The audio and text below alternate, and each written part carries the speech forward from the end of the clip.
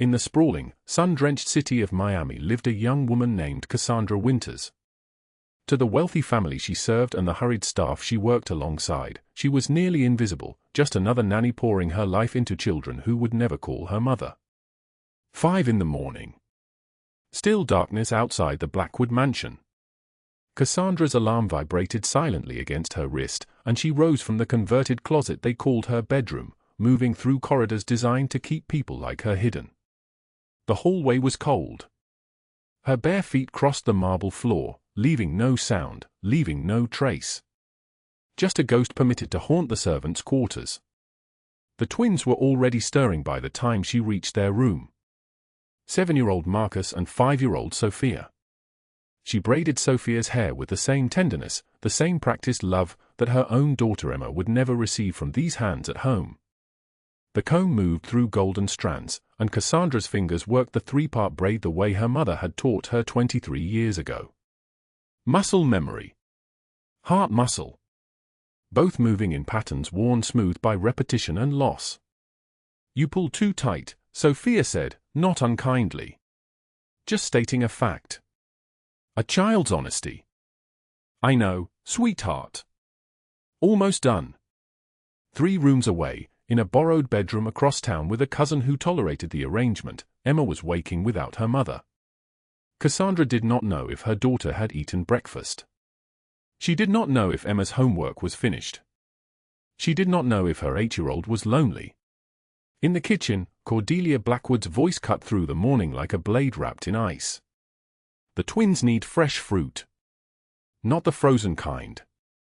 And the guest suites require new linens before the Hendersons arrive." She did not look at Cassandra. She never looked at Cassandra. The commands floated into the air like dust, and Cassandra simply moved toward them, became the invisible force that made the household function. 14-hour days. 6 days a week. The 7th day, Cassandra had 3 hours to visit Emma before returning for evening service. That was the life.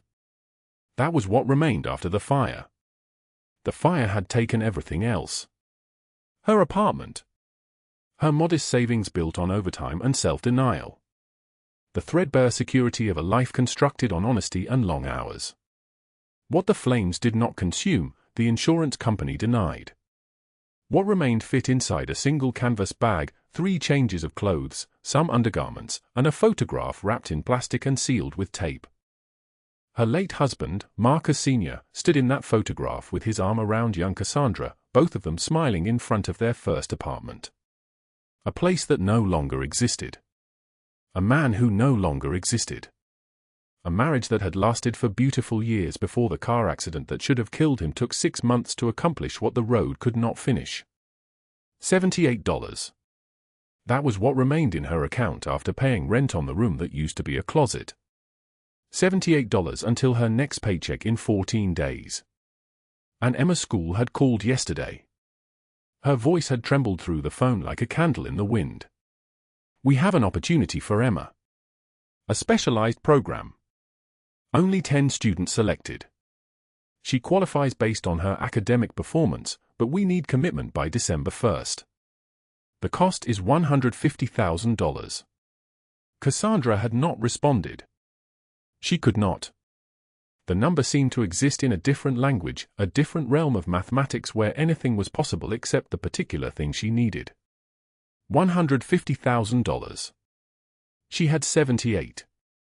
The November rain began at 2 in the afternoon, streaking the mansion windows in diagonal lines.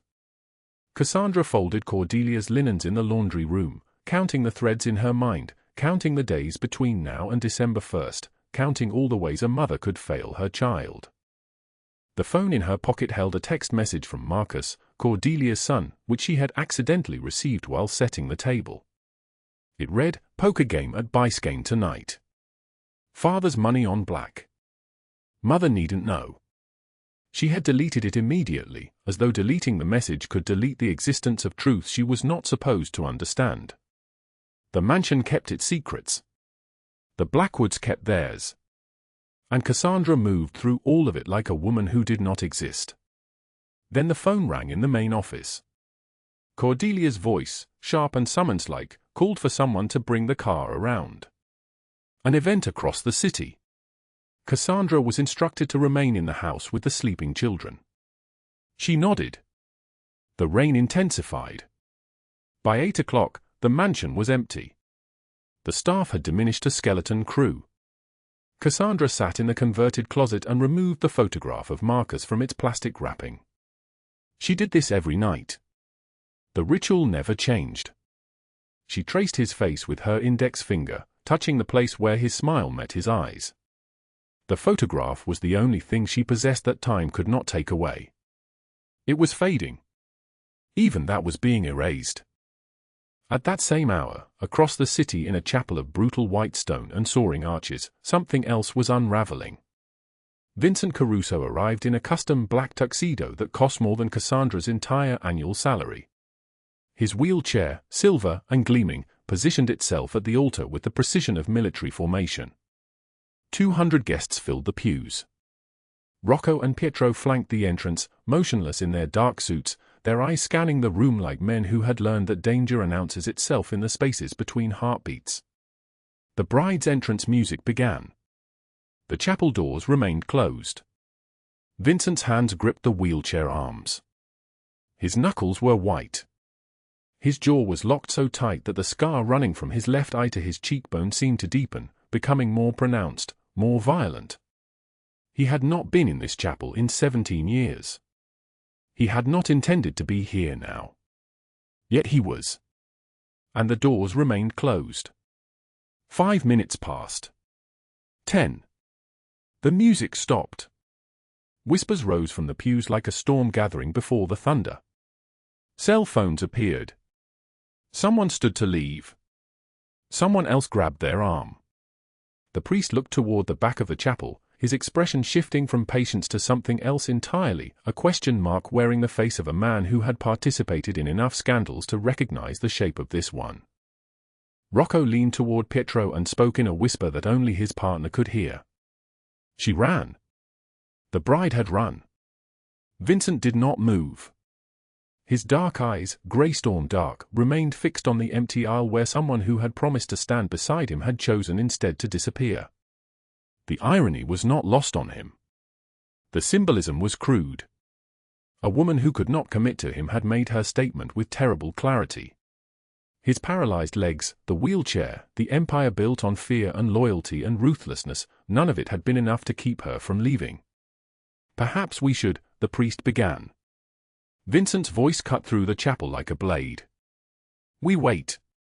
But what Cassandra Winters did not know, folding the edges of his memory away like the plastic surrounding a photograph, was that this humiliation would set in motion a chain of events that would pull her from invisibility into a world where power and vulnerability collide like two cars on a dark road. What he did not know was that within 36 hours, their lives would intersect in an underground poker room off Biscayne Boulevard. That she would walk directly into the path of Robert Hargrove's fist. That she would move forward without calculation, without fear, simply toward the sound of someone else's desperation. What neither of them knew was that the moment she chose courage, Vincent Caruso would recognize in her the reflection of his own fracture, the betrayal by his brother Dominic that had hollowed him from the inside, leaving him a man of immense power containing immense emptiness. If this story resonates with you, drop a like right now. Share it with someone who needs to know that invisible people can change the world. Subscribe so you don't miss the moment everything changes. Now let us go back to the beginning. Let us return to the morning when a mother counted her savings and found only tears to supplement the $78 that separated her from despair. The closet was not quite 6 feet long. Cassandra Winters could touch both walls if she extended her arms halfway, her fingers brushing the cold plaster on either side. This was her bedroom now. This was where she slept, where she changed clothes, where she kept the photograph of Marcus wrapped in plastic like something that might dissolve if exposed to air. 5 in the morning. Still dark. The mansion's silence pressed down like a hand on her chest. She rose without turning on the light. Her eyes had learned darkness months ago, the night the fire took everything else. Her apartment building, 3 stories of brick and memory, had burned to ash while she stood in the street holding Emma's hand and a photograph. The mattress on the floor of this closet was donated. The 2 changes of clothes hanging on a wire rod were borrowed. The only thing she owned completely was the picture wrapped in plastic and the $78 hidden in a zippered pocket sewn into the hem of her work skirt. $78. 12 days until Emma was gone. The cousin had been clear and kind about it, which somehow made it worse. 3 months maximum, Angela had said when she took Emma from the hospital shelter. That was 5 months ago. Emma was 7 years old and sleeping in a borrowed room across town with a cousin who tolerated the arrangement the way you tolerate a storm, something temporary and difficult that you endured until it passed. Except storms did pass. 12 days remained, and the cousin's boyfriend had made himself clear. Foster care cost the state money, Angela said on the phone last week, her voice tight with apology. She could not afford to feed another child. There was a waiting list. If Cassandra could find $150,000, adoption was possible. If she could not find it, Emma would become a number in a system. $150,000. Cassandra's hands moved through the mansion's kitchen like they had moved through the fire, with purpose, with discipline, with the absolute refusal to break. The pre-dawn kitchen was a cathedral of stainless steel and granite, enormous and cold. She poured orange juice into crystal glasses, 4 ounces for each child, measured with precision. The strawberries were cut into perfect quarters, arranged in a bowl with blueberries the size of small pearls. Everything was beautiful. Everything was worthless. The chef earned $40,000 a year to create meals for people who barely tasted them. Cassandra earned minimum wage to clean up after those meals, to fold clothes, to schedule appointments, to become invisible furniture in a house that owned her labor but never acknowledged her presence. Cordelia Blackwood entered at 6:15, her silk robe the color of champagne, her phone already pressed to her ear. She was speaking to her assistant before she fully entered the kitchen. The help situation is adequate for now, Cordelia said. Her eyes passed through Cassandra without stopping, the way light passes through glass. But I want to interview 3 new candidates by Friday. The twins need someone with more structure. Someone less emotionally present. Find me that. Cordelia left without waiting for Cassandra to answer. The kitchen door swung shut with a soft click. Cassandra stood motionless for 6 seconds. She counted them.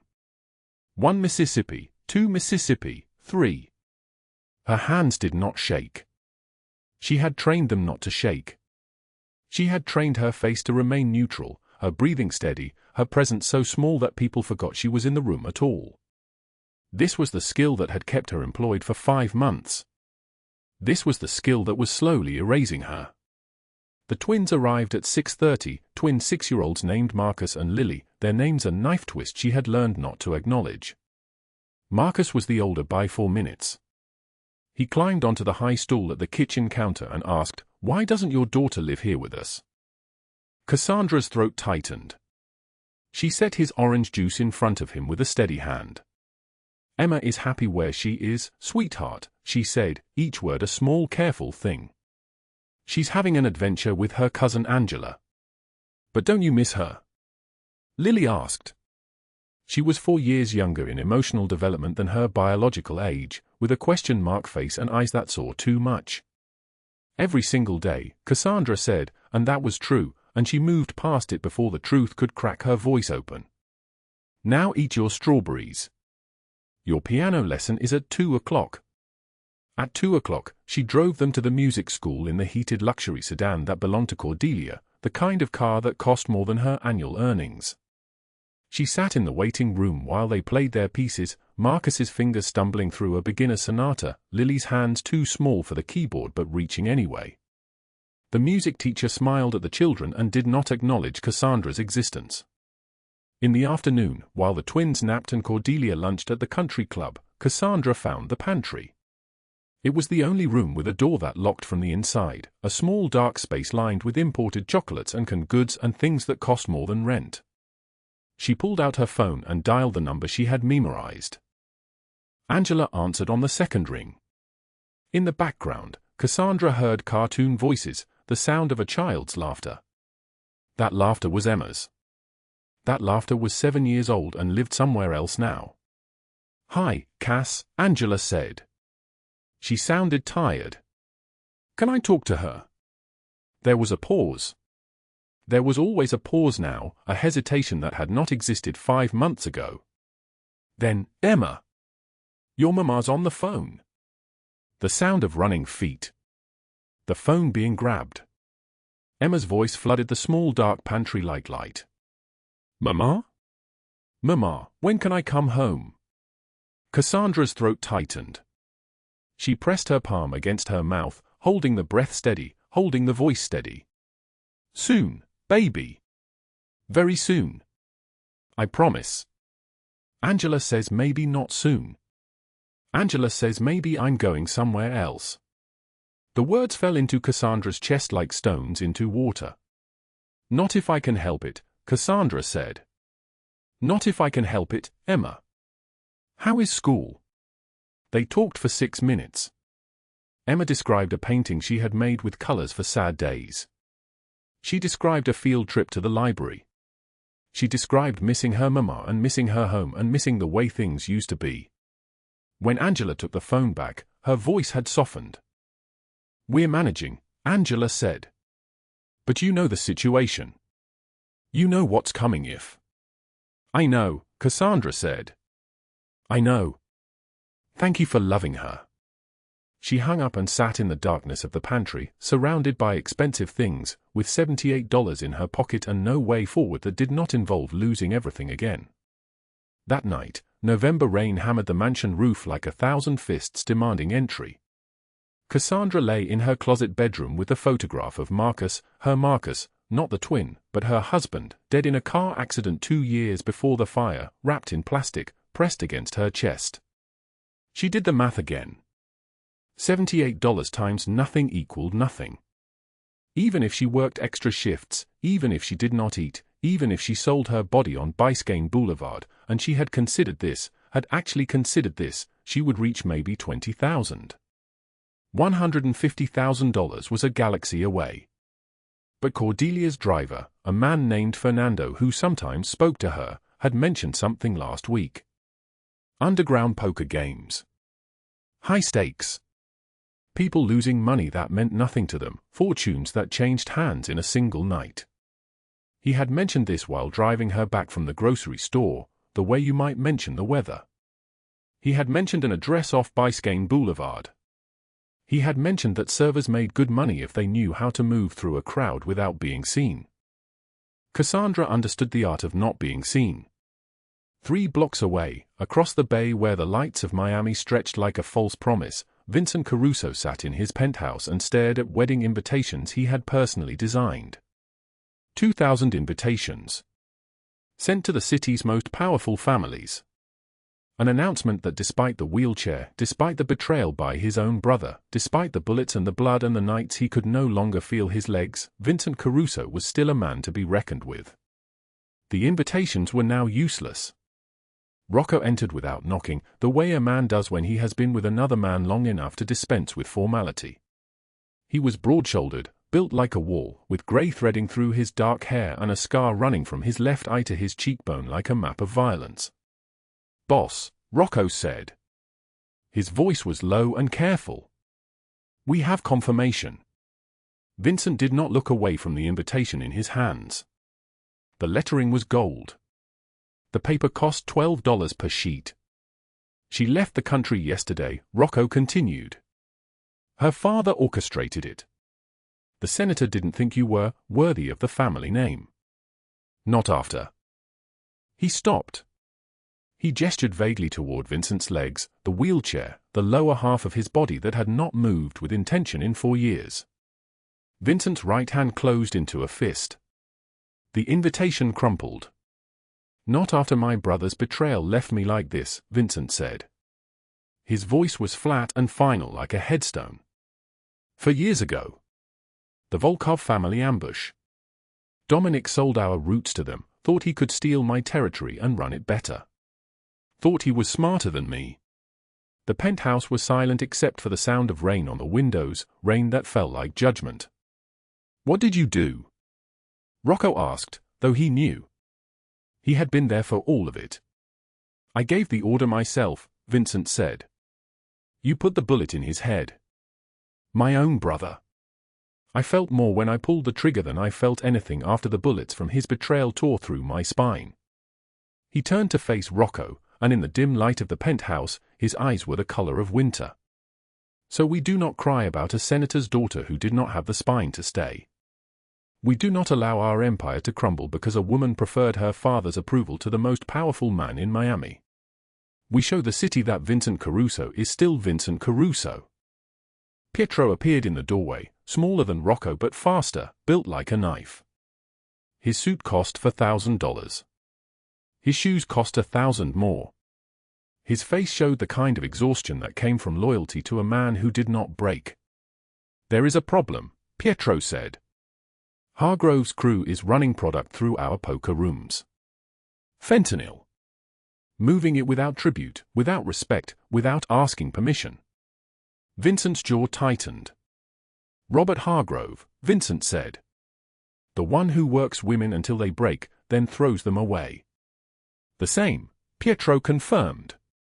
Then we pay him a visit tonight, Vincent said. His voice was quiet. His voice was like a knife wrapped in silk. We remind him that some men are not as disposable as others. He looked at his wheelchair, at the useless lower half of his body, at the empire built on fear and loyalty and ruthlessness that had not been enough to keep his fiancée from running away. At that same moment, in a pantry across the city, Cassandra was counting $78 and deciding that she would go to that poker room tonight. She would become a server. She would move through the crowd like she had learned to move, invisible, careful, hopeful in the way that hope had become a synonym for desperation. She had no idea that in approximately 8 hours, she would walk directly into the path of Robert Hargrove's fist. She had no idea that Vincent Caruso would be watching from a corner shrouded in November rain and cigar smoke. She had no idea that a single moment of courage would pull her from invisibility into a world where the most powerful man in Miami had just begun to crack open from the inside, and that her presence would be the first light he had allowed himself to see in 4 long years. The underground poker room smelled like November rain mixed with cigar smoke and desperation. Cassandra descended the concrete stairs, her heels clicking against wet stone, each step carrying her deeper into a world she didn't belong to but desperately needed. The bouncer at the door barely glanced at her, just checked her ID, nodded, and waved her through without a word. She wore her only dress without food stains, the navy one with the small hole near the hem she'd sewn closed 3 times. It would have to be enough. The basement opened into a cathedral of green felt and bad decisions. Stacks of cash changed hands under low yellow lights. Men in $4,000 suits leaned back in leather chairs, their concealed weapons creating small bulges beneath tailored jackets. The air hung thick and still, the way air gets before a storm breaks. A manager with a scarred neck approached her immediately. "You here for the waitress position?" His voice sounded like gravel in a tin can. Cassandra nodded. $20 an hour, tips are yours, keep your mouth shut, keep your eyes down.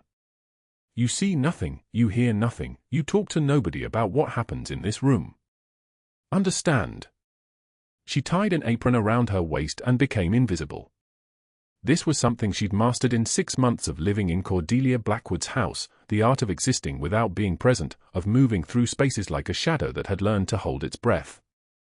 At the corner table, Vincent Caruso sat motionless in his wheelchair, positioned with the tactical precision of a general surveying a battlefield. His suit was black silk, worth more than Cassandra made in 3 months. Gold cufflinks caught the light. A scar ran from his left eye to his cheekbone, and his hands, scarred, powerful, capable of gesturing entire empires into motion, rested on the armrests. Rocco stood behind him, massive and impassive. Pietro occupied the seat to his left, his fingers drumming once against the table in a rhythm only the 2 of them seemed to understand. Robert Hargrove sat at the center table, drunk and loud, his laughter cutting through the careful quiet like broken glass. He wore a gold chain, a shirt unbuttoned to his sternum, the uniform of a man who had never understood that true power doesn't advertise itself. He was mid-level enforcement, a collector of debts and broken promises, a man who Vincent had been meaning to address for exactly 4 weeks now. When Cassandra passed his table with a tray of drinks, Hargrove grabbed a server's wrist, a girl no older than 22, trembling like a bird caught in a fist. He'd spilled a drop on his cards. A single drop on a hand he'd been holding for 10 minutes. "You stupid bitch," he snarled. "That's $1,000 stack." The girl stammered an apology. His hand rose, fingers curling into a fist that had hit women before, women who didn't have anyone to protect them, women like the ones he kept like trophies in a storage unit across Miami. Cassandra saw it the way you see something critical happening in your peripheral vision, not as observation but as instinct, as an alarm screaming through her body. She'd spent 6 months swallowing humiliation in the Blackwood mansion, erasing herself completely, accepting crumbs and contempt as the price of survival. She'd watched Emma cry on FaceTime because she missed her mother. She'd counted $78 while her daughter slept in a borrowed bed across town. She walked directly into Hargrove's path. "She apologized," Cassandra said. Her voice was steady despite the way her hands had begun to shake. "Let her go." Hargrove's eyes focused on her and something shifted in his face. Recognition. Fear. Hunger. "Cassie." His voice dropped lower, more dangerous. "Jesus Christ, I've been looking everywhere for you." The room didn't go quiet, it had already been quiet. But now the quiet became a held breath.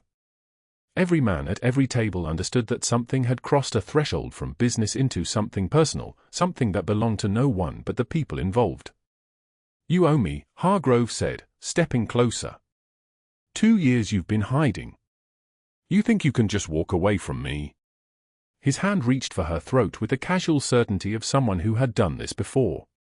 His fingers were inches from her skin when Vincent's voice moved through the room like a blade wrapped in silk. "Hargrove. Sit down." It wasn't loud. It wasn't threatening. It was worse than that. It was the voice of a man stating facts that could not be disputed, could not be negotiated, could not be appealed. Vincent rolled forward 2 feet, his presence filling the space like water finding every available gap. His eyes moved from Hargrove to Cassandra to the girl still trembling beside the table. "I said sit down," Vincent repeated. Rocco and Pietro shifted their weight. Jackets fell open. Holsters became visible, not as threat but as punctuation, as the period at the end of a sentence that had just been delivered. Hargrove's hand dropped. He sat slowly, his face flushing with the particular rage of a predator interrupted mid-strike. Vincent's gaze landed on Cassandra. He saw a woman in a dress with a hole she'd sewn closed 3 times. He saw calloused hands and tired eyes. He saw something in the way she stood, chin raised despite the fear moving through her body like electricity, that reminded him of himself before his brother's betrayal, before the explosion that had taken his legs and his engagement and his ability to believe that loyalty could survive in a world built on blood and money. "What's your name?" he asked her. "Cassandra Winters." Her voice barely trembled now. She'd already crossed the line from fear into something else, the space where survival instinct becomes clarity. "You work here." "As of tonight." Vincent nodded once. His wheelchair reversed, then rotated with the smooth mechanics of a machine programmed for violence. "You're done for the evening. Rocco will drive you home." Cassandra opened her mouth to protest. She'd been scheduled for 6 hours, and she needed every dollar, but the look in Vincent's eyes made the words dissolve. This wasn't a suggestion. This was a command made by someone accustomed to obedience. As Rocco escorted her toward the exit, Cassandra glanced back once. Vincent was staring at Robert Hargrove with the intensity of a judge weighing a sentence. His fingers tapped once against the armrest, tap, tap, tap, like the sound of a hammer driving nails into a coffin. The next morning arrived too quickly. Cassandra was braiding the Blackwood twins' hair when Cordelia's voice echoed down the hallway. "Cassandra. My study. Now." She'd learned what this tone meant. It meant someone had complained. Someone had seen something. Someone had decided that her invisibility was an insult rather than a courtesy. She climbed the stairs with dread moving through her chest like ice water. Cordelia sat behind her mahogany desk in a dress that cost more than Cassandra's annual salary, her face arranged in the expression of a woman forced to address something distasteful. Behind her, floor-to-ceiling windows overlooked the Miami skyline. Everything about this room was designed to make anyone standing in it feel small. "I've received a complaint about your conduct," Cordelia said. "Apparently you were seen at an underground gambling establishment last night. An absolutely appalling location. Apparently you were there as an employee." Cassandra's stomach clenched. She'd been so careful. She'd taken the bus 3 blocks away from the mansion before Rocco picked her up.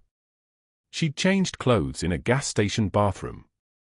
But in Miami, in the circles where Cordelia moved, invisible people were always being observed. "Mrs. Blackwood, I was looking for additional work too." "I don't care about your excuses." Cordelia's voice cut through the explanation like a knife. "I don't care about your circumstances or your financial desperation or whatever story you've constructed to justify this behavior. You are a reflection of this household. Your conduct reflects on me. Reflect on that, and consider this your final warning."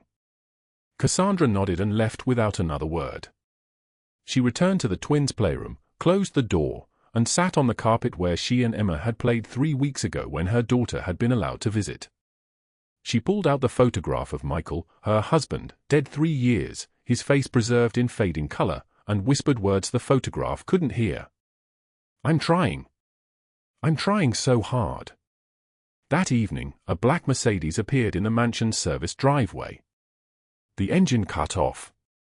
A moment later, Rocco stepped out, his massive frame folded into the driver's seat of a car designed for executives and diplomats. He walked to the servants' entrance and knocked. Cassandra answered. Her pulse spiked. "Mr. Caruso requests a meeting," Rocco said. He didn't ask. He didn't explain. He just stated the fact like it was already inevitable, like she was already moving, like her acceptance was a foregone conclusion. "I don't understand," Cassandra whispered. "You will. He's at Sorrento's. You have 20 minutes. She changed into her cleanest blouse, white cotton, ironed 3 times to remove all wrinkles. She took the bus to the waterfront, watching the city transform from residential to commercial to something approaching beautiful. Sorrento sat on the bay's edge, all white tablecloths and ocean views, the kind of restaurant where she'd have to work 16 months to afford a single dinner. Vincent sat at a private corner table, his wheelchair positioned at the head. Rocco and Pietro occupied seats at the bar, far enough away to grant privacy but close enough to respond to any threat. The waiter appeared instantly when she sat down, poured wine into a glass she didn't touch. Vincent studied her across the table. "Why did you step in last night?" "Someone needed help." "And you believed you could provide it?" "Against a man like Robert Hargrove." "I believed I could try." She met his eyes. "Isn't that all any of us can do?" His jaw tightened. "You know him?" "Yes." "No point in lying." "He was my boyfriend 2 years ago. When I tried to leave, he didn't take it well. I filed 3 police reports. His cousin is a lieutenant in the Miami PD." The information settled into Vincent's mind like a key finding its lock. Everything shifted in his expression, not toward anger but toward something colder, something more calculating. "Where do you work?" "I'm a live-in nanny for the Blackwood family." "Cordelia Blackwood." She nodded. Vincent sat back, processing the geometry of the situation. Cordelia connected to half the city's elite, including people who'd crossed him. People who paid tributes to his operations and borrowed money from his institutions and looked the other way when his business moved through their territories. "You live in the mansion," he said. "In a room that was originally a storage closet. I work 14 hours a day caring for her twins. And your own child." Cassandra's composure cracked like thin ice. Her hands trembled. She set them in her lap, trying to still the shaking. "Emma stays with a cousin across town. She's 7 years old. I see her twice a week if I'm lucky." "Why doesn't she live with you?" 6 months ago our apartment burned down. I lost everything except. She pulled out the photograph of Michael. His face looked back at her with love frozen in time. This. My cousin took Emma temporarily, but now she's threatening foster care unless I can pay her $150,000. I have 12 days. She set the photograph on the table between them and pulled out the folded bills from her dress pocket. $78, which she'd been rationing into meals of rice and beans, which represented every resource she possessed in the world. This is all I have, she said. This is everything. Vincent stared at the bills. The photograph. The woman sitting across from him whose hand shook but whose eyes remained steady. And something cracked open in his chest, something that had been sealed since the day his brother had betrayed him, since the explosion that had left him in this wheelchair, since his fiancée had taken a taxi to the airport and never looked back. He'd spent for years building walls so high that nothing could penetrate them, nothing could threaten him, nothing could make him vulnerable again. But here was this woman with $78, sitting in a restaurant that cost more than her annual survival, refusing to break under the weight of impossible circumstances. $150,000, he said quietly. That's what you need to have your daughter back. Yes. Vincent signaled the waiter. Bring her the sea base. And a glass of water. She's hungry. Cassandra started to protest, but his hand rose, a gesture that commanded obedience the way stone commands gravity. The food arrived. She ate slowly, trying to maintain dignity while her body screamed for calories, for nutrient, for proof that she could have more than crumbs and leftovers and the constant calculation of how long $78 could sustain 2 people. When she finished, Vincent leaned forward. I'm going to help you, he said. Why would you help me? I'm nobody. You step between an armed man and a person weaker than yourself. That is not nobody. That is the definition of somebody. His voice deepened with certainty. The people who did this to you believed you were nobody. That belief needs to be corrected. I'm going to correct it. He explained the position. His household needed someone trustworthy, someone invisible who understood discretion. A live-in position managing his residence, caring for his estate. The salary was $150,000 annually, paid monthly. She could bring Emma. They'd have their own quarters, privacy, autonomy, security. She'd start tomorrow. Cassandra stared at him like he was speaking in a language she'd never encountered. Mr. Caruso, I don't understand. You don't know me. I know enough, he said. You're brave. You're honest. You put others before yourself. That's everything I need to know. Rocco and Pietro exchanged a look at the bar. Rocco muttered something too quiet to hear, but Pietro's response came clear. In 15 years working for him, I've never seen him like this. That night, Cassandra returned to the Blackwood mansion and gave notice. Cordelia's face went pale, then purple, then blank with the kind of rage that comes from losing control over something that had been perfectly controllable. She made threats about references, about lawsuits, about spreading rumors through Miami's elite circles that Cassandra was a thief, a liar, a woman of questionable virtue. Cassandra collected her belongings, 3 changes of clothes, a toothbrush, the photograph of Michael, and waited for Rocco in the driveway. By midnight she and Emma were stepping into Vincent's penthouse. The child's quarters were larger than their entire former apartment. Emma stood in the center of the room, spinning slowly, her eyes wide with disbelief. "Mama," she whispered. "Is this real?" Cassandra knelt and pulled her daughter close, breathing in the smell of her hair, finally releasing the tears she'd been holding back for 6 impossible months. "It's real, baby. It's real." 3 weeks had passed since Cassandra moved into Vincent Caruso's penthouse, and the world had shifted on its axis without her quite realizing when. The marble floors beneath her feet no longer felt like trespassing. She moved through the sprawling rooms with purposeful efficiency, adjusting the blinds at sunset without being asked, because she'd noticed he preferred the light angle just so, leaving his coffee on the side table at precisely 6:45 in the morning, steam rising like a small prayer. Emma had started at Riverside Academy, a private school with uniforms and tutors and a library that made her weep the first time she saw it. "Mama, there are more books here than in the entire neighborhood we used to live in," she'd whispered, running her small fingers along the leather spines. The evenings were when Vincent sought her out.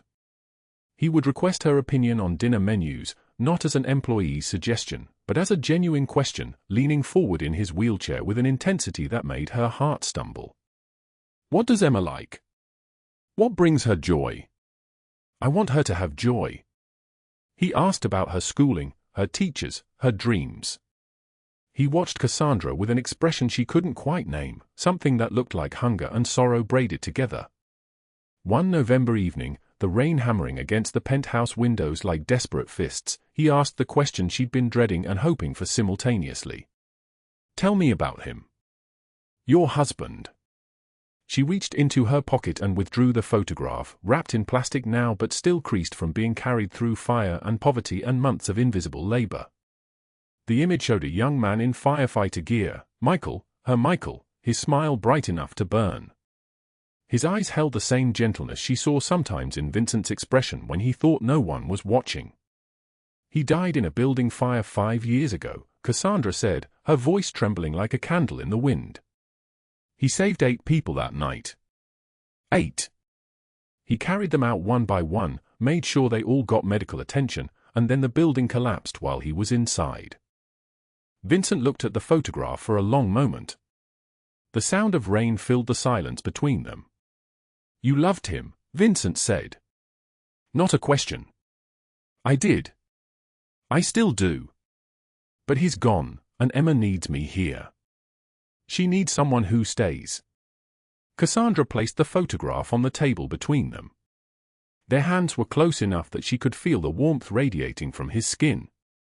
Close enough that if either of them had been brave enough to move just an inch, they would have touched. But what neither of them knew was that Robert Hargrove and Cordelia Blackwood had spent those 3 weeks methodically planning their final move. Wednesday morning arrived grey and violent. Rain hammered the pavement outside Emma's school, and Cassandra stood beneath her useless umbrella, watching her daughter skip through the glass doors wearing her Riverside Academy uniform, her backpack bright with hope. The morning felt normal. Ordinary.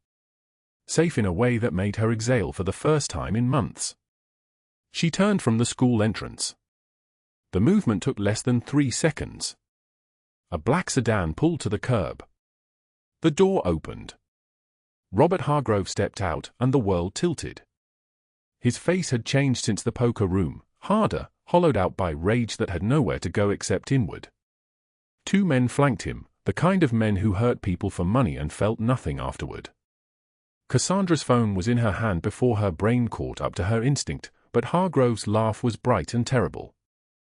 "Go ahead, Cassie. Call the cops. My cousin's working dispatch today. He'll make sure they take their time." Hargrove stepped closer, and Cassandra pressed herself against the school's brick wall. Behind the glass doors, Emma's teacher was already moving to lock them. Emma's small face appeared at the window, confusion shifting to recognition to absolute terror. She screamed, a sound like glass shattering, and Cassandra's entire body turned to steel. Hargrove grabbed her arm. His grip was iron-wrapped in human skin. "You think Caruso scares me?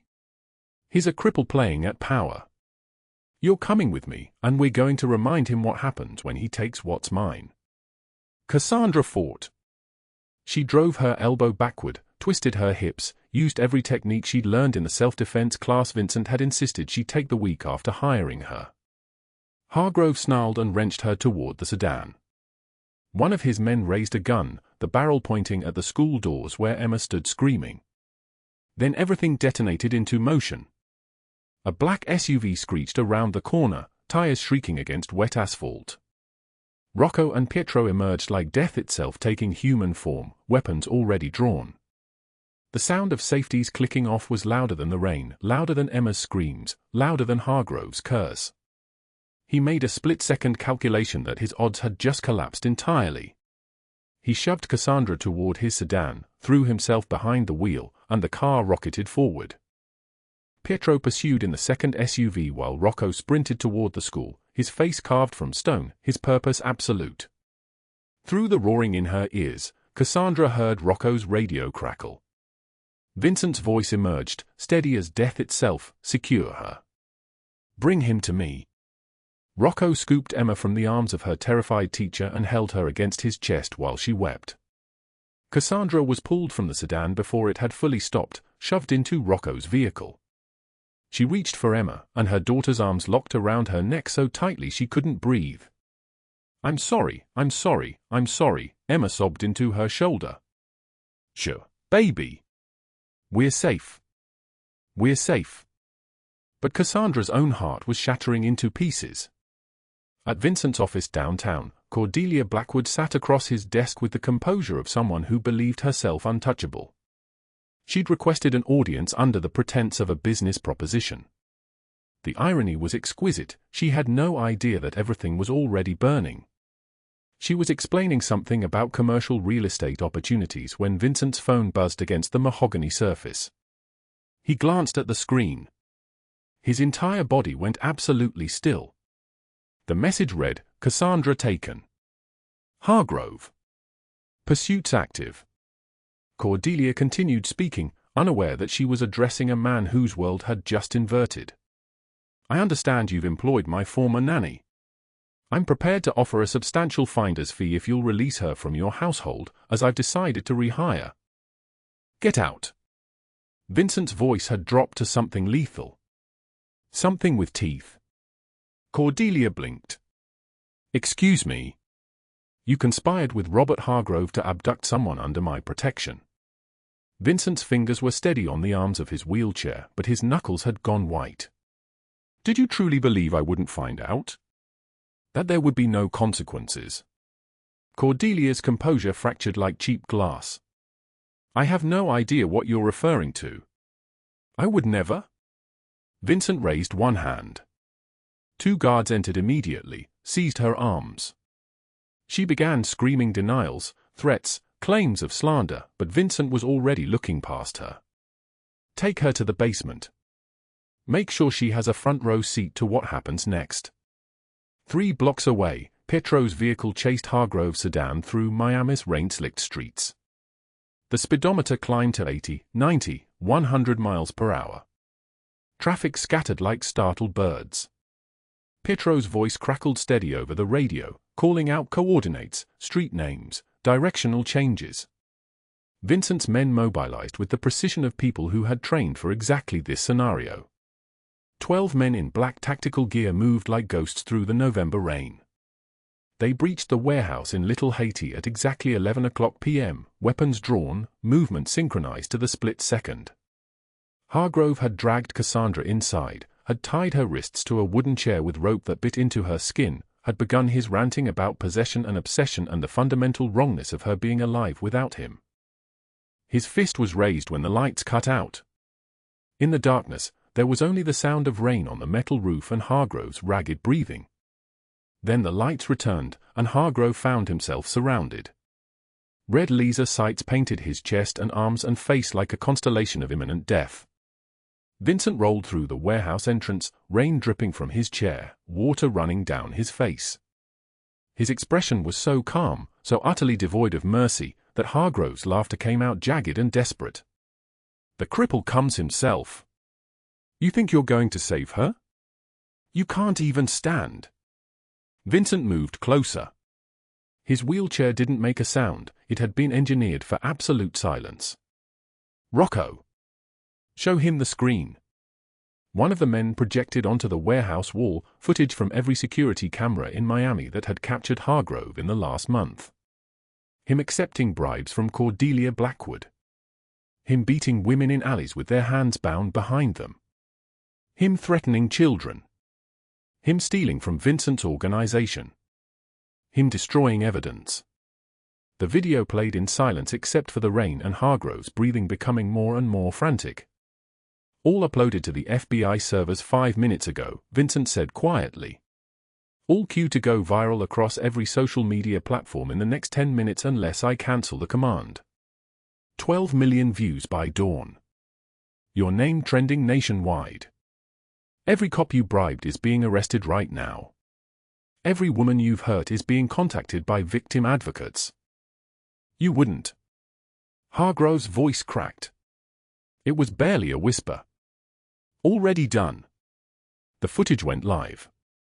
Hargrove's phone exploded with notifications, news alerts, messages from people who had just watched him destroy women, watched him betray the badge.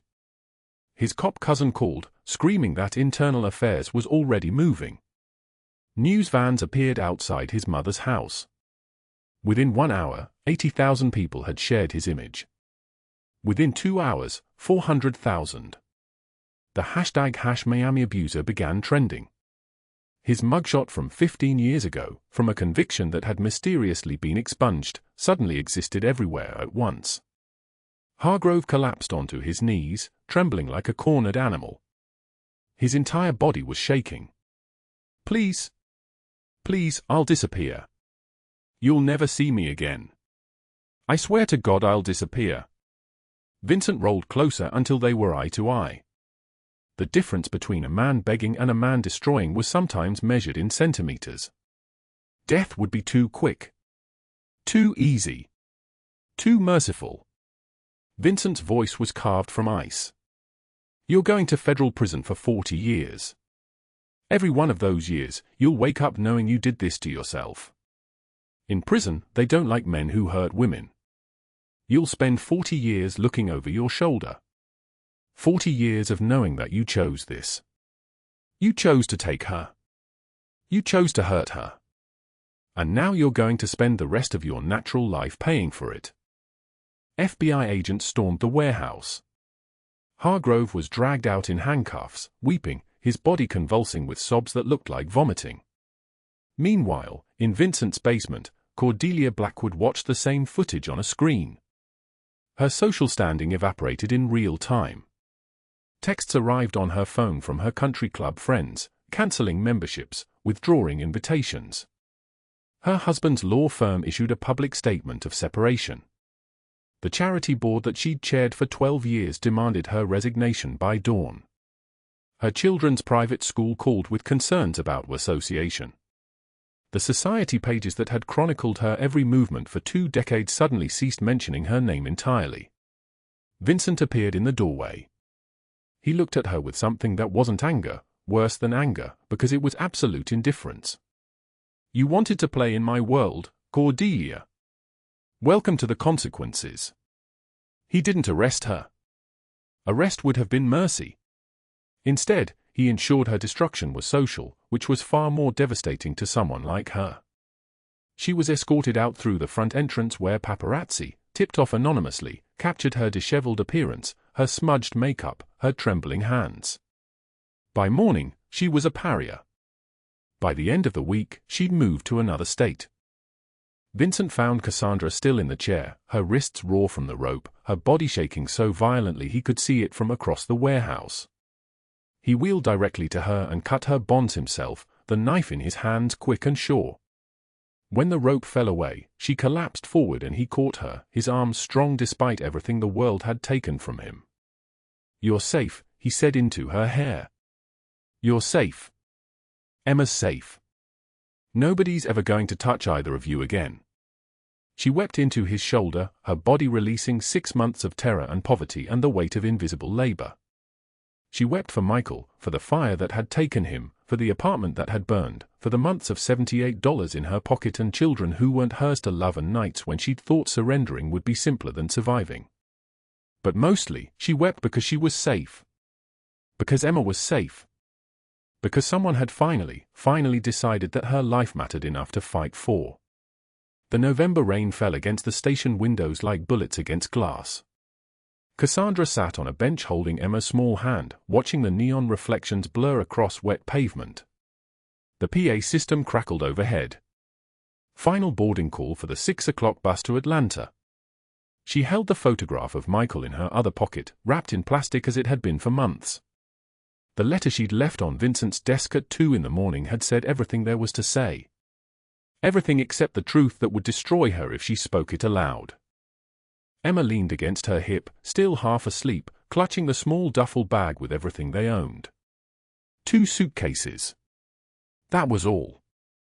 The same amount of belonging they'd arrived with 6 months ago, except now there were clothes that fit properly and shoes without holes, and Emma had stopped asking if they could eat today or if they had to wait until tomorrow.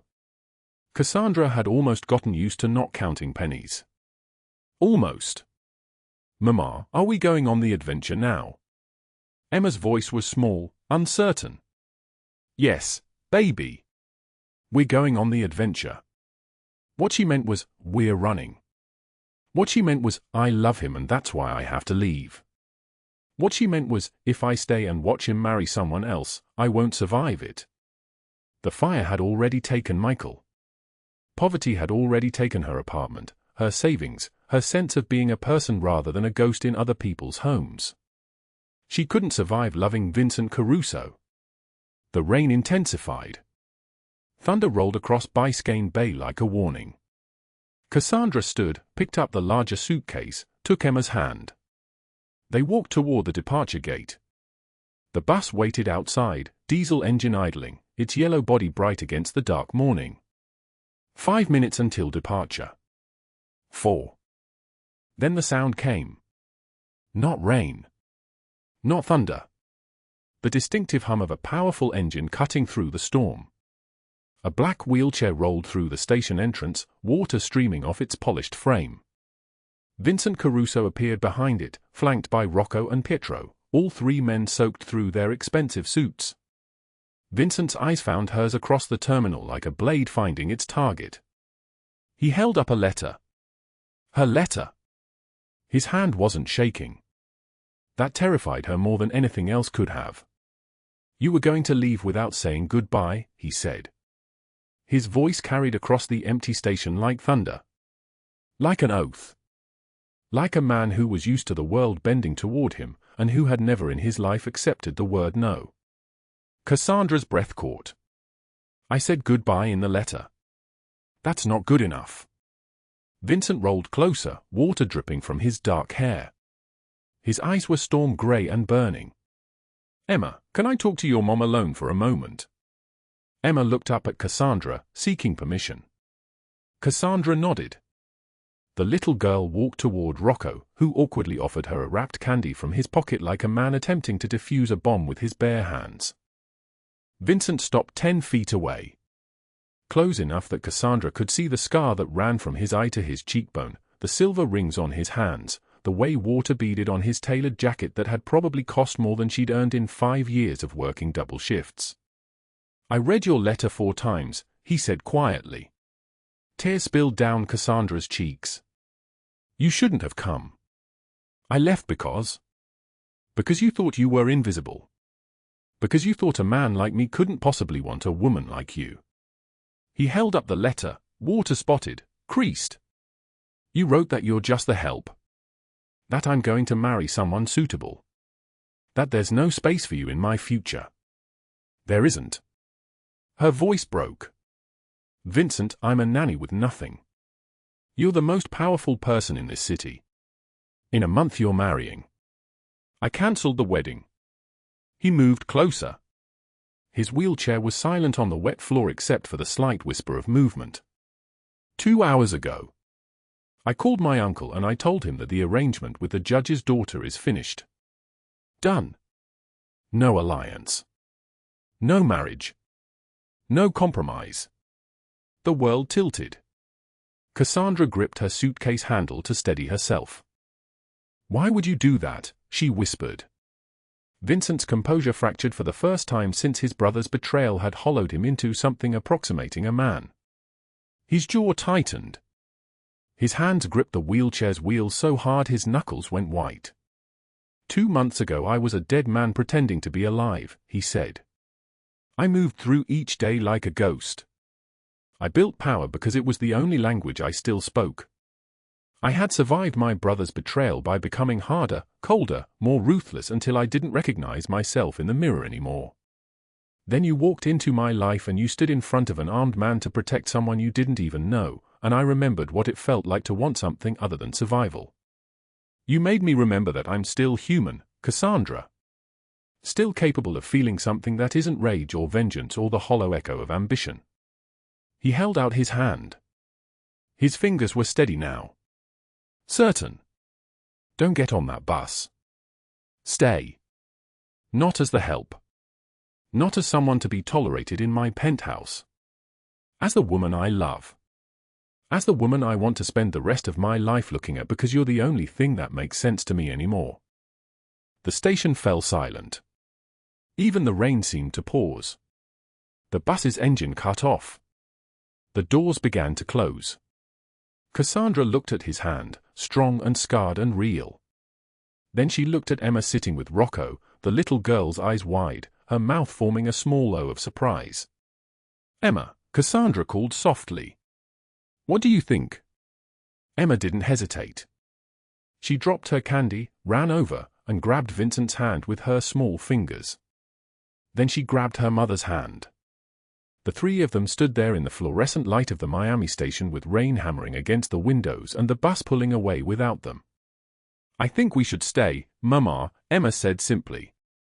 "I like it here. I like him." Vincent's eyes glistened. Rocco turned away suddenly, his broad shoulders shaking with emotion.